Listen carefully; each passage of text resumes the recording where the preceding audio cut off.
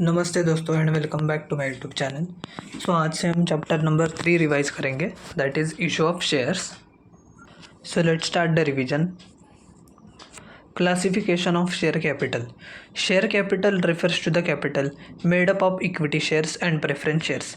Share capital में mainly दो types होते हैं कैपिटल के, equity share capital and preference share capital. Usually in share capital the proportion of equity shares is more than preference shares.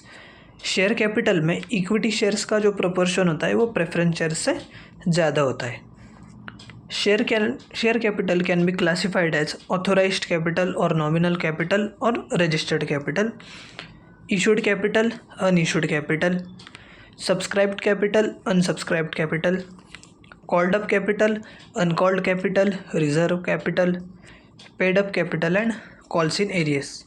अभी हम एक एक को डिस्कस करते हैं डिटेल में। ऑथोराइज्ड, नॉमिनल और registered capital.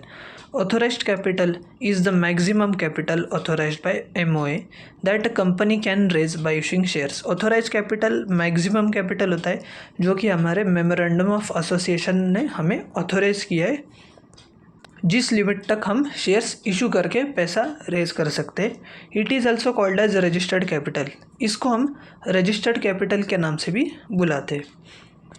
The company page stamp duty on this amount at the time of incorporation. हमें ऑथोराइज कैपिटल पे स्टैम्प ड्यूटी पे करनी होती है जब कंपनी इनकॉर्पोरेट होती है तब। Authorise capital is also called as nominal capital. Authorise capital को भी हम नॉमिनल कैपिटल बोलते हैं। Example, M Limited company has authorized capital of 10 lakh rupees, which can be divided into 1 lakh equity shares having a face value of 10 rupees each. M Limited company है जिसका authorise capital है 10 लाख रुपए और इसका जो bifurcation है 1 lakh equity shares issue किया है कंपनी ने जिसकी फेस वैल्यू है 10 रुपीज़।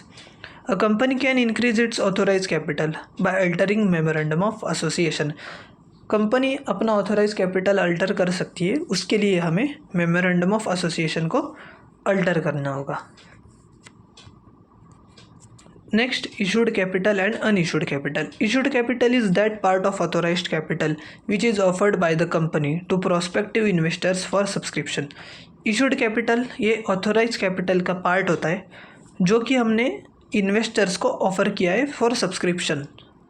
दस it is the shares that the company is offering to the public to buy. Issued capital का मतलब होता है कि जो शेयर्स कंपनी ऑफर कर रही है अपने पब्लिक को सब्सक्राइब करने के लिए। The balance part of authorise capital not offered to the public is called unissued capital. जो बैलेंस पार्ट होता है ऑथोराइज्ड कैपिटल का जो कि हमने पब्लिक को ऑफर नहीं किया है उसको हम अनइशूड कैपिटल बोलते हैं। Next, subscribed capital and unsubscribed capital. Subscribed capital is that part of issued capital which has been subscribed by investors. Subscribed capital ये issued capital का part होता है जो कि investors ने subscribed किया है। Hence, that part of the issued capital not subscribed by the investors is called unsubscribed capital.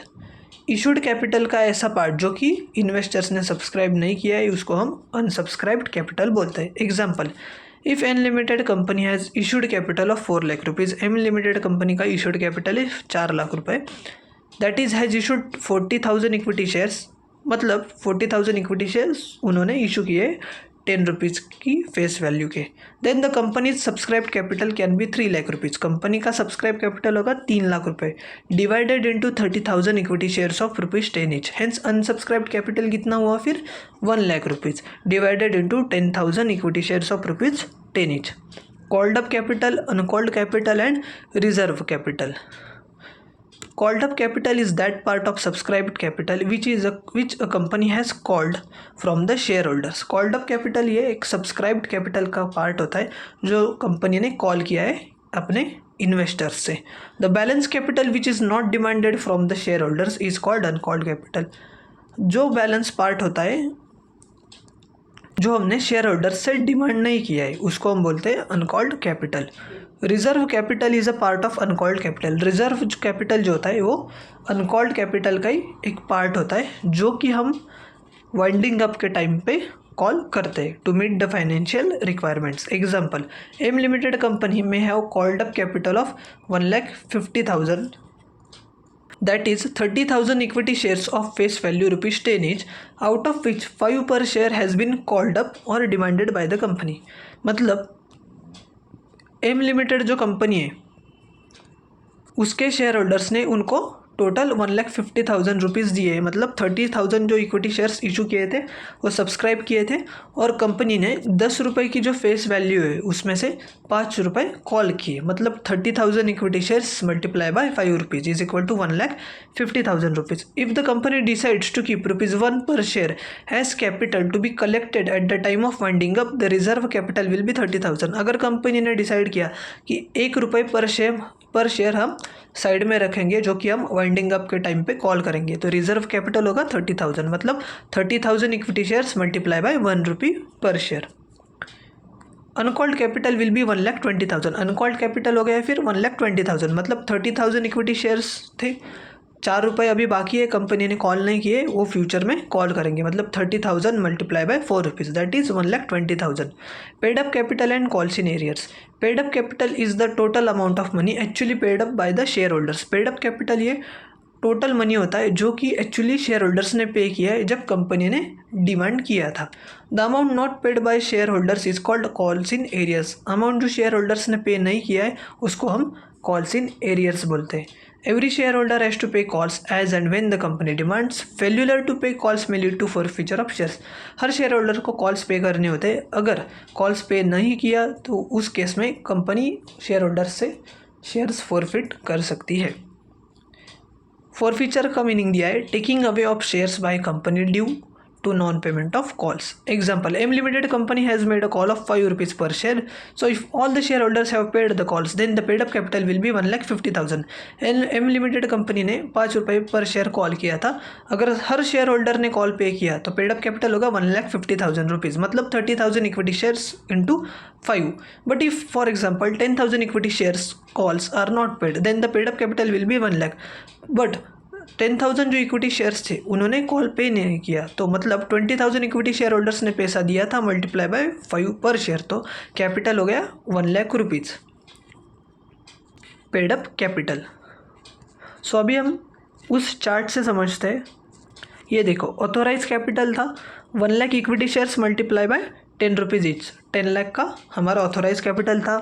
फिर कंपनी ने इशूड कैपिटल, कंपनी ने इशू किए shares 40,000 equity shares multiply bye 10, मतलब 4 लाख रुपीज़ इशूड कैपिटल हो गया. और unissued capital 60,000 equity shares multiply bye ₹10 मतलब 6 लाख. फिर इशूड कैपिटल, सब्सक्राइब कैपिटल, अगर शेयर होल्डर्स ने सब्सक्राइब किए 30,000 इक्विटी शेयर्स, तो 30,000 इक्विटी शेयर्स मल्टीप्लाई बाय ₹10 मतलब 3 लाख सब्सक्राइब कैपिटल हो गया.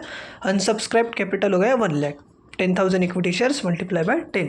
फिर सब्सक्राइब्ड कैपिटल का ही पोर्शन होता है कॉल्ड अप कैपिटल, तो मतलब जितना कंपनी ने कॉल किया है, तो कंपनी ने कॉल किया है पूरा 3 लाख रुपीज़, सॉरी कंपनी ने कॉल किया है ₹5 पर शेयर, तो 30,000 इक्विटी शेयर्स जो कि सब्सक्राइब किए थे मल्टीप्लाई बाय ₹5 पर शेयर, तो 1,50,000 कॉल्ड अप कैपिटल हो गया.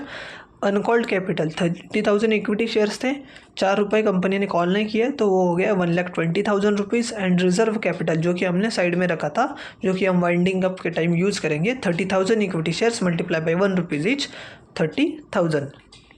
सो पेड अप कैपिटल, अभी 30,000 इक्विटी शेयर्स इशू किए थे, ₹5 पर शेयर हमने कॉल किया था, बट 20,000 इक्विटी शेयर होल्डर्स ने ही सिर्फ ₹5 पे किया, तो 20,000 equity shares multiply by ₹5, so 1 lakh rupees paid up capital and calls in arrears.